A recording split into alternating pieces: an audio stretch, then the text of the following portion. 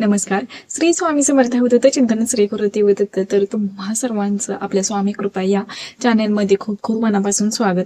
तर उद्या आहे अक्षय तृतीया आणि अक्षय तृतीयाच्या दिवशी म्हणजेच वैशाख महिन्यातील शुक्ल पक्षातील तृतीयेला आपण अक्षय तृतीया म्हणून साजरे करत असतो. आणि उद्याचा दिवस 3.5 मुहूर्तांपैकीच एक असल्यामुळे आपल्याला या दिवशी भगवान विष्णू माता लक्ष्मीची सेवा पूजा करण्यासाठी खरंच खूप महत्त्वाचा दिवस.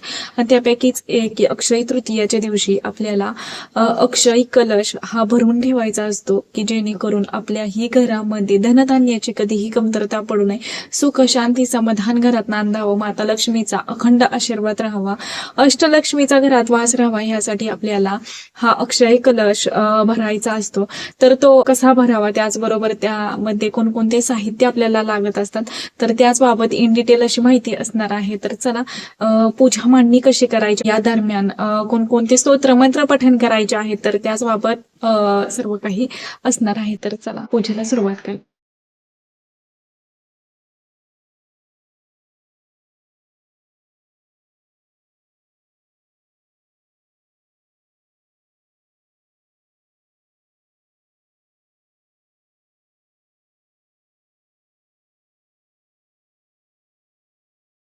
तर पूजेच्या सुरुवातीला इथे आपल्याला दीप प्रज्वलित करून घ्यायचा आहे. दिव्याची पूजा करून घ्यायची आहे आणि त्यानंतर आपल्या पूजेला सुरुवात करायची आहे. तर मी इथं तुपाचा दिवा प्रज्वलित करत आहे. जी आपण कोणतीही पूजा करत असतो तर सुरुवातीला तर आपल्याला दीप प्रज्वलन करूनच आपल्याला पूजेची ही सुरुवात करायची असते. आणि त्याचबरोबर बघा, कोणतीही पूजा करताना एकतरी तुपाचा दिवा आपल्याला लावायचा असतोच. तर इथे मी तुपाचाच दिवा लावून घेत आहे. आणि त्यानंतर ना मग आपल्याला त्या दिव्याची सुद्धा पूजा करायची, म्हणजेच हळदी कुंकू अक्षदा वाहून घ्यायच्या आहेत आणि फूलसुद्धा अर्पण करायचं आहे. दिव्याच्या खाली सुद्धा मी अक्षदा ठेवून घेतलेले आहे, त्यावरती सुद्धा हळदी कुंकू वगैरे वाहून घेतलं आणि त्यानंतर अशी दिव्याची पूजा करून घेतली. तर सुरुवातीला तर आपल्याला गणपती बाप्पांच्या पूजेपासूनच कोणत्याही पूजेची सुरुवात होत असते. तर आपल्याला गणपती बाप्पांची जर मूर्ती असेल तर ओम गणपतीये नमः, ओम गणपतीये नमः हे म्हणत गणपती बाप्पांच्या मूर्तीवरती अभिषेक करायचा आहे. आणि त्यानंतर बघा, तुम्ही गणपती आदर्शक म्हणत सुद्धा अभिषेक करू शकता. तर मी इथं ओम गणपतीये नमः, ओम गणपतीये नमः असं म्हणत अभिषेक करून घेतलेला आहे. गणपती बाप्पांची मूर्ती स्वच्छ वस्त्राने पुसून घ्यायची आणि खाली तुम्ही 2 जोड विड्याची पानं सुद्धा ठेवू शकता. तर मी इथं खाली अक्षता ठेवलेले आहे, त्यावरती हळदी कुंकू वगैरे वाहून घेतलं आणि गणपती बाप्पांच्या आधी स्थापना आपल्याला करून घ्यायची आहे. तर गणपती बाप्पांना मी इथं चंदन टिक्का लावला, हळदी कुंकू अक्षदा वगैरे वाहून घेतलेले आहेत. आता अक्षय तृतीयाच्या दिवशी तुम्ही इथं मंगल कलशाची सुद्धा स्थापना करू शकता, कारण ती एक लक्ष्मी प्राप्तीची सेवा आहे.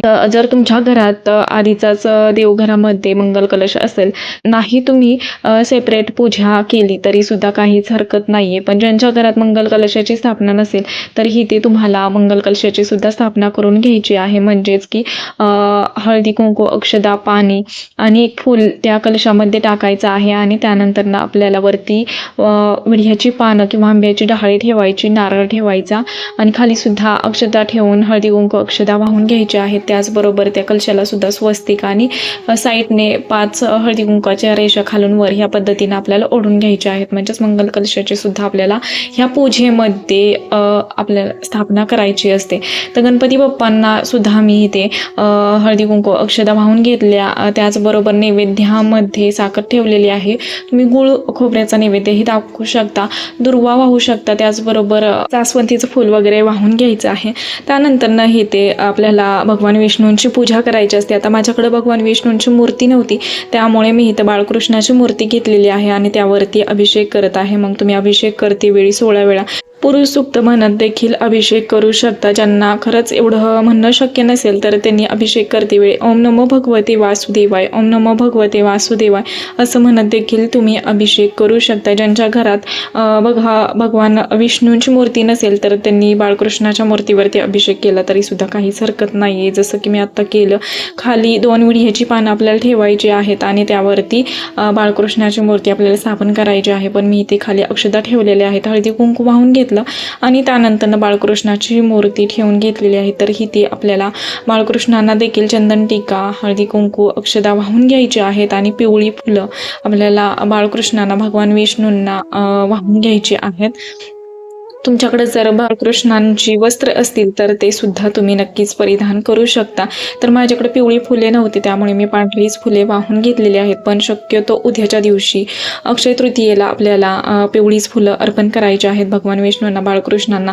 त्याचबरोबर बघा, जे विष्णू सहस्त्र नामावली आहे 1000 नामांची, तर ते म्हणून सुद्धा तुम्ही इथं बाळकृष्णांना तुळशीची पाने ही अर्पण करायची आहेत. त्यानंतर तुमच्याही घरात भगवान विष्णू, माता लक्ष्मीचा फोटो असेल तर त्याची देखील इथं स्थापना करायची आहे. आता माझ्याकडे भगवान विष्णू लक्ष्मीचा फोटो होता, तर त्यामुळे त्याची मी इथं पूजेमध्ये स्थापना करत आहे. तर फोटो स्वच्छ पुसून घेतला. भगवान विष्णूंना चंदन टीका लावून घ्यायचा आहे. माता लक्ष्मीला हळदी कुंकू वाहून घ्यायचं आहे. अक्षदा वगैरे वाहायच्या आहेत. पिवळी फुलं अर्पण करायची आहेत. ही सर्व काही पूजा करते वेळी आपल्याला ओम श्री महालक्ष्मी नमः, ओम श्री महालक्ष्मी नमः असं म्हणत आपल्याला भगवान विष्णू, माता लक्ष्मीची ही सर्व काही पूजा करून घ्यायची आहे. तुमच्याही घरात जर माता लक्ष्मीची मूर्ती असेल तर त्यावरती सुद्धा आपल्याला अभिषेक करून घ्यायचा आहे. अभिषेक करते वेळी श्री सुक्त 16 वेळा म्हणत अभिषेक करायचा आहे. मग तुम्ही कुंकुमाने सुद्धा अभिषेक करू शकता. आणि ज्यांना काहीच म्हणणं अशक्य होणार नाही, म्हणजे श्रीसूक्त पठण करत अभिषेक करणं शक्य होणार नाही, तर त्यांनी ओम श्री महालक्ष्मी नमः, ओम श्री महालक्ष्मी नमः ह्या मंत्राचा नामजप करत अभिषेक करायचा आहे. आता माझ्याकडे माता लक्ष्मीची मूर्ती नाहीये, त्यामुळे बघा, जर तुमच्या घरात श्रीयंत्र असेल तर त्यावरती आपल्याला हळदी कुंकू, अक्षदा ह्या वाहून घ्यायच्या आहेत. आणि त्यानंतर शेवटी आपल्याला अक्षय कलशाची ही स्थापना करायची आहे. म्हणजेच अक्षय कलश हा भरून घ्यायचा. तांब्याचा कलश मी घेतलेला आहे. तांब्याचाच कलश घ्यायचा आहे. जर चांदीचा असेल तर तुम्ही चांदीचा देखील घेऊ शकता. त्याचबरोबर आपल्याला त्या कलशाला कलावा बांधून घ्यायचा आहे आणि स्वस्तिक कुंकवाने काढून घ्यायचा आहे. त्याचबरोबर बघा, खालून वर अशा आपल्याला कलशाला 5 रेषा ही ओढून घ्यायच्या आहेत आणि तो कलश पूर्णपणे तांदळाने आपल्याला भरून घ्यायचा आहे. आणि खाली सुद्धा आपल्याला तांदळाची रॅस ह्या पद्धतीनं काढून घ्यायची आहे. खाली हळदी कुंकू वगैरे वाहून घ्यायचं आहे आणि त्यावरती आपल्याला हा अक्षय कलश ठेवून द्यायचा आहे. पूजा करते वेळी आपल्याला ओम श्री महालक्ष्मी नमः, ओम श्री महालक्ष्मी नमः या मंत्राचा नामजप करतच आपल्याला ही सर्व काही सेवा करायची आहे. आता ह्यामध्ये लागणारं काय काय साहित्य आहे तर ते सुद्धा मी तुम्हाला सांगते. तर आपल्याला ह्यामध्ये हळकुंड लागत असतं. बघा, हळकुंड ही आपल्याला लेकूरबाळ असं हळकुंड घ्यायचं आहे. ज्या हळकुंडाला फाटे फुटलेले असतात तर त्या हळकुंडाला लेकूरबाळ हळकुंड म्हणतात. त्याचबरोबर कमळगट्ट्याचं मणी घ्यायचं आहे. पिवळ्या कलरची कवडी, गोमती चक्र, एक लवंग घ्यायची आहे, एक विलायची घ्यायची आहे. त्याचबरोबर एक लाल गुंज घ्यायचं आहे आणि एखादा तरी सोन्याचा दागिना आपल्याला घ्यायचा आहे. आणि माझ्याकडे जे चांदीचं कॉईन होतं तर ते सुद्धा मी घेतलेलं आहे. तुमच्याकडे जर नसेल तर 1 रुपयाचं नाणं ह्या पूजेमध्ये ठेवण्यासाठी आपल्याला घ्यायचं आहे. खरा मान तर ह्या नाण्याचाच असतो, पण माझ्याकडं जो चांदीचा सिक्का होता तर तो होता, तर म्हटलं पूजेमध्ये सुद्धा ठेवावा. कलश भरून घेतलेला आहे तांदळाने, तर त्यावरती हे सर्व काही आपल्याला एक एक करून ठेवून द्यायचं आहे. आणि बघा, ही सर्व काही पूजा करते वेळेस ओम श्री महालक्ष्मी नमः, ओम श्री महालक्ष्मी नमः, ओम श्री महालक्ष्मी नमः या मंत्राचा नामजप तसाच चालू ठेवायचा आहे. आणि ह्या पूजेमध्ये लवंगा तुम्ही 5, 7, 11 अशा देखील ठेवू शकता. तर मी एकच लवंग घेतलेली आहे. आणि कॉईन सुद्धा जर तुमच्याकडे जास्त असतील तर तुम्ही कॉईन सुद्धा तुम्ही जास्तीत जास्त ठेवू शकता. आता मी चांदीचा मध्ये ठेवला आणि कढणी, माझ्याकडे जे दिवाळीतले लक्ष्मीपूजनचे कॉईन होते तर ते सर्व काही मी कढणी त्या कलशाच्या ठेवून घेते. आणि त्यानंतर आपल्याला हळदी कुंकू, अक्षदा वाहून घ्यायचं आहे. त्याचबरोबर बघा, तुमच्याकडे जर गुलाबाचा अत्तर असेल तर ते सुद्धा आपल्याला फुलाला लावून ते वाहून द्यायचं आहे. या दिवशी अक्षय तृतीयाच्या दिवशी जेव्हा आपण मग अक्षय कलशाची स्थापना करत असतो, अक्षय कलश भरून त्याची पूजा करत असतो, तर त्यावेळेस आपल्याला गुलाबाची फुलं, त्याचबरोबर जे काही गजरा असेल तर ते आपल्याला माता लक्ष्मीला अर्पण करून घ्यायचं आहे.